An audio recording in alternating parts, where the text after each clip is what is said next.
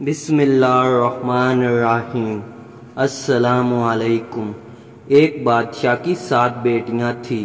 ایک دن بادشاہ بہت خوش ہوتا ہے اور اپنی 7 بیٹیوں کو بلا کر پوچھتا ہے کہ میں تم سب سے ایک سوال پوچھوں گا اور اگر جواب اچھا لگا تو تمہارا من چاہا انعام بھی دوں گا۔ سب ایک قطار میں کھڑی ہو جاؤ اور ایک ایک کر کے بتاؤ کہ تم کس کا دیا کھاتی ہو، کس کا دیا پہنتی ہو۔ 7 میں سے 6 بیٹیوں نے کہا ابا حضور آپ کا دیا کھاتی ہیں اور آپ کا دیا پہنتی ہیں، آپ ہی کی وجہ سے ہماری یہ شان و شوکت ہے۔ یہ سن کر بادشاہ بہت خوش ہوا اور سب کو اس کی من پسند چیز دے دی۔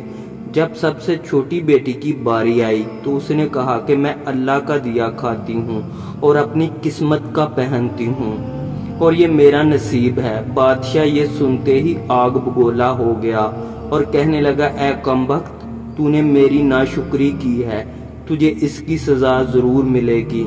شہزادی نے کہا جو حکم ابا حضور۔ بادشاہ نے سپاہیوں کو حکم دیا کہ جاؤ اسے جنگل میں چھوڑ آؤ، میں بھی دیکھوں کہ یہ میرے بغیر کیسے اللہ کا دیا کھاتی ہے اور اپنے نصیب کا پہنتی ہے۔ شہزادی سے تمام زیورات واپس لے لیے گئے اور خستہ حال کپڑوں میں بغیر کسی ساز و سامان کے بادشاہ کے حکم کے مطابق جنگل میں تنہا چھوڑ دیا گیا۔ لیکن شہزادی بہت پرسکون مطمئن تھی اور اللہ پر توکل تھی کہ جو اس نے رزق اور عیش و عشرت میرے نصیب لکھی ہے وہ مجھے ضرور ملے گی۔ سب سپاہی شہزادی کو چھوڑ کر واپس چلے گئے۔ شہزادی جنگل کو دیکھنے لگی، چاروں طرف درخت ہی درخت تھے اور دوپہر سے شام ہونے والی تھی کہ شہزادی نے سوچا کیوں نہ کچھ لکڑیاں جمع کر لوں تاکہ رات کو آگ جلانے کے کام آئے، تاکہ کوئی جنگلی جانور پاس نہ آئے اور رات بھی گزر جائے گی۔ شہزادی جنگل میں لکڑیاں ڈھونڈنے چل پڑی۔ اس کی نظر ایک جھونپڑی پر پڑی جہاں باہر ایک بکری بندھی ہوئی تھی اور اندر سے کھانسنے کی آواز آ رہی تھی۔ پہلے تو شہزادی بہت حیران ہوئی کہ اتنی ویران جگہ پر جھونپڑی۔ جب وہ جھونپڑی کے اندر داخل ہوتی ہے تو کیا دیکھتی ہے کہ ایک بوڑھا ضعیف ایک چارپائی پر لیٹا ہے اور کھانستے کھانستے پانی پانی پکار رہا ہے۔ شہزادی ادھر ادھر دیکھتی ہے تو کونے میں ایک پانی کا گڑھا پڑا ہوتا ہے۔ وہ گلاس میں پانی بھر کر بوڑھے ضعیف کو پلاتی ہے اور جھونپڑی کی صاف صفائی کرتی ہے۔ اتنے میں بوڑھا ضعیف شہزادی سے پوچھتا ہے کہ بیٹی تم کون ہو اور اتنے بڑے جنگل میں تم اکیلی کیا کر رہی ہو؟ تب شہزادی اسے بتاتی ہے کہ وہ یہاں تک کیسے پہنچی۔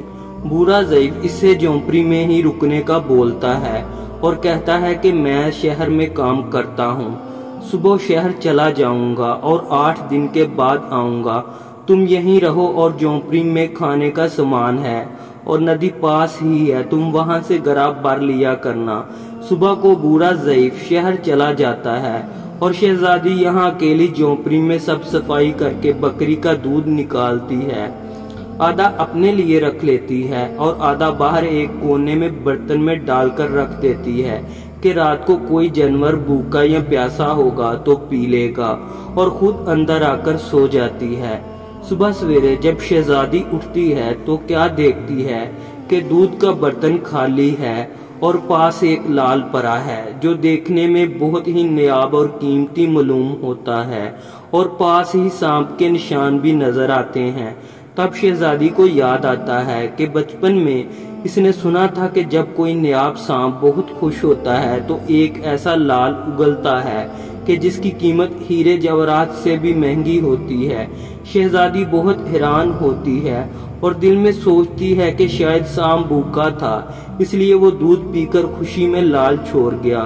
پھر وہ لال اٹھا کر اپنے پاس رکھ لیتی ہے اور پھر اگلی رات شہزادی برتن میں دودھ رکھ دیتی ہے اور اگلی صبح جب دیکھتی ہے تو پھر ایک لال ہوتا ہے۔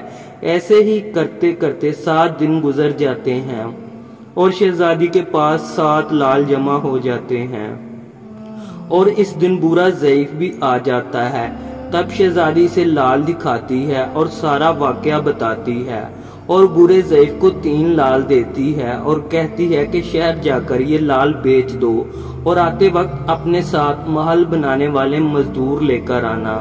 باقی 4 لال شہزادی اپنے گلے میں مالا کے طور پر پہن لیتی ہے اور کچھ ہی مہینوں میں جنگل میں ایک عالی شان محل تیار ہو جاتا ہے جس میں برا ضعیف اور شہزادی رہنے لگتے ہیں۔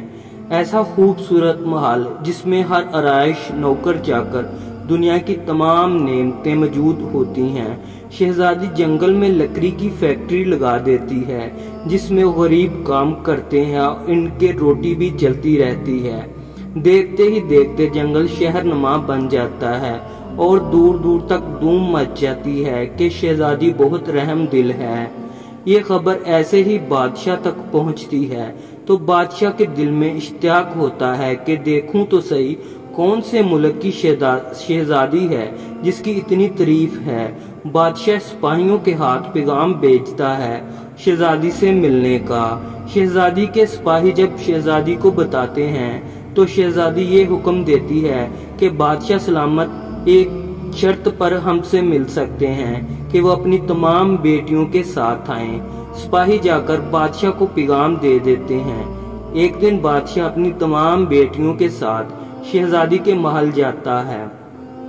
شہزادی ان سب سے ملتی ہے، چہرے پر نقاب کر کے، اور ان کے لیے 7 رنگ کے کھانے پیش کرتی ہے اور ہر کھانے کے ساتھ اسی رنگ کا جوڑا زیورات پہن کر آتی ہے۔